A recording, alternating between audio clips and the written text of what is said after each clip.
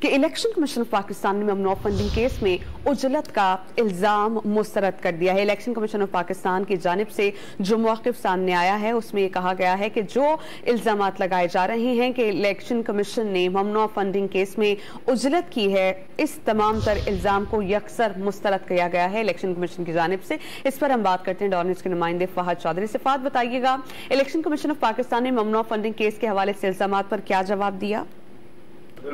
جی دیکھیے، گزشتہ روز فیصلہ آنے کے بعد سابق وزیر اطلاعات فواد چودھری نے یہ الزام عائد کیا تھا کہ الیکشن کمیشن نے عجلت میں 2 فیصلے جاری کیے ہیں۔ ایک فیصلہ جو بعد میں جاری کیا گیا اس میں یہ لائن ایڈ کی گئی کہ اس فیصلے کی کاپی وفاقی حکومت کو بھی بھجوائی جائے۔ اس پر ترجمان الیکشن کمیشن نے یہ کہا ہے کہ ہمیشہ کی طرح چند اشخاص کی طرف سے گمراہ کن اور جھوٹا پروپیگنڈا کیا جا رہا ہے، اور کہا گیا کہ الیکشن کمیشن نے عجلت میں 2 فیصلے دیے۔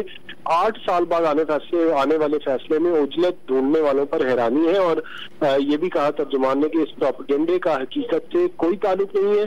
کمیشن نے ایک ہی فیصلہ دیا ہے جو صفحہ بہ صفحہ دستخط شدہ ہے اور آفیشیل ویب سائٹ پر جاری کیا گیا ہے۔ جی بہت شکریہ فہد، آپ نے ہمیں اپڈیٹ کیا۔